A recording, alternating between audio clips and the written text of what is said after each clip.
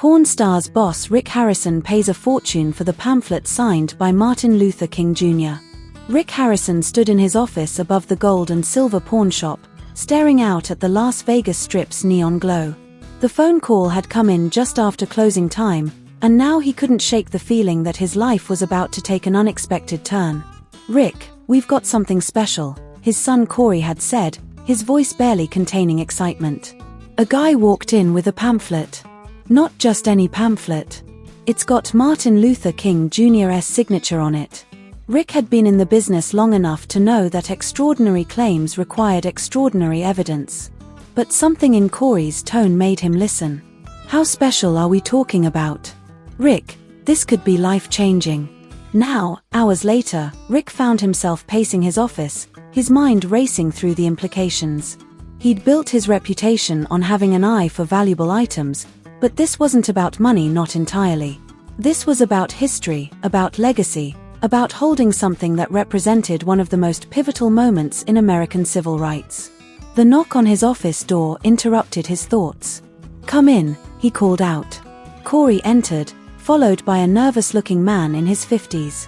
The stranger carried a worn leather briefcase and couldn't seem to make eye contact. "Rick, this is David Morrison," Corey said. "He's the one with the pamphlet." David extended a trembling hand. "Mr. Harrison, I can't tell you how honored I am to meet you. I've watched your show. My kids love it." Rick shook the man's hand firmly. "Call me Rick. Now, tell me about this pamphlet."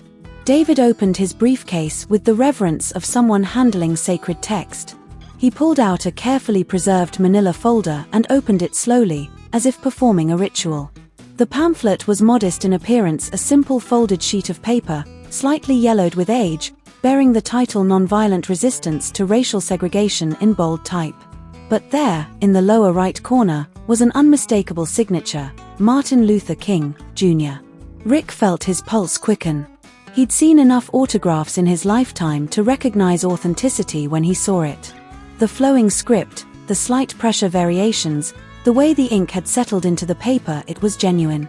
"Where did you get this?" Rick asked, his voice carefully controlled. "My father," David replied. "He was a photographer in Birmingham in 1963. He covered the demonstrations, the marches.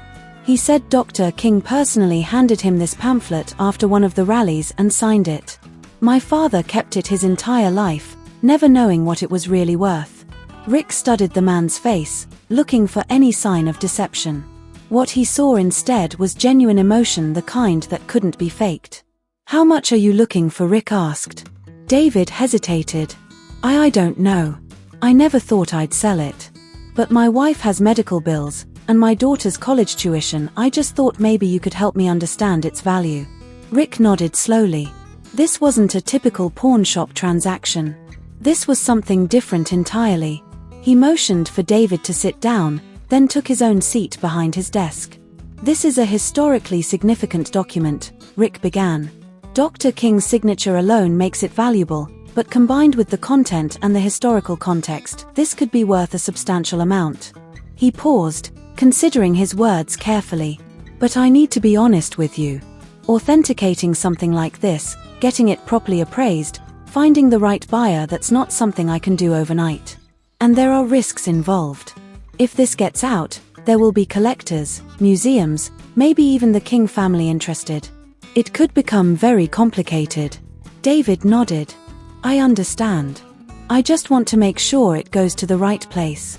My father always said Dr. King's message was bigger than any one person.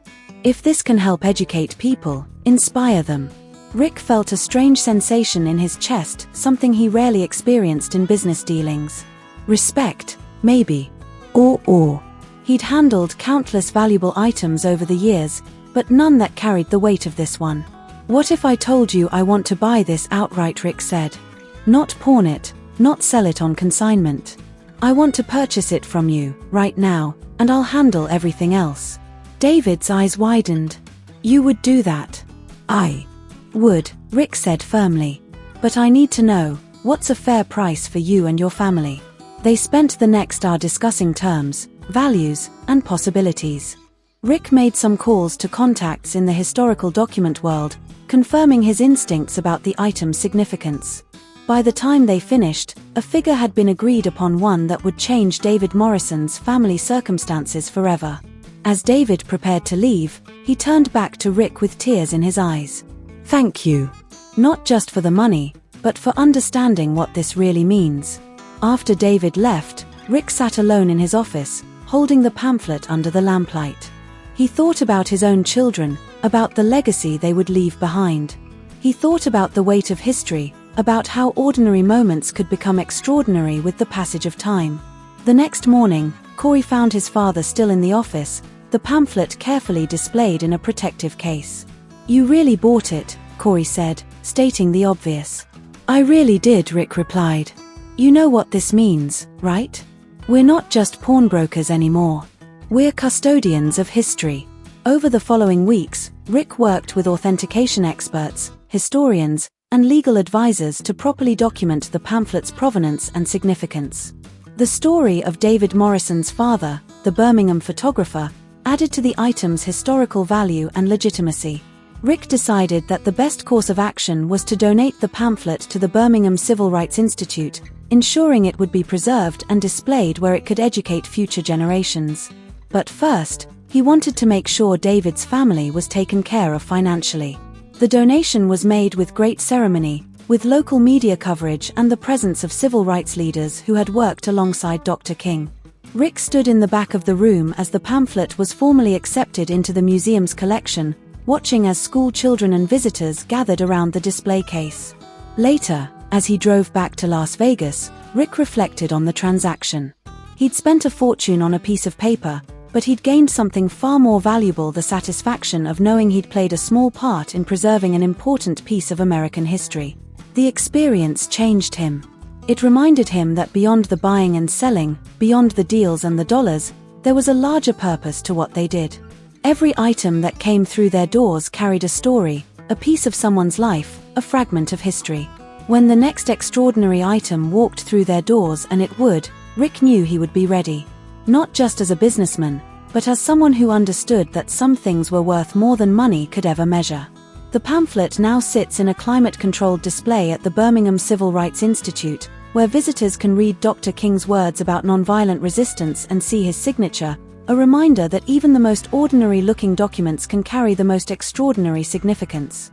And Rick Harrison, the pawn shop owner from Las Vegas, sleeps a little better at night knowing that sometimes, the best investments aren't measured in profit margins, but in the difference they make in preserving the stories that matter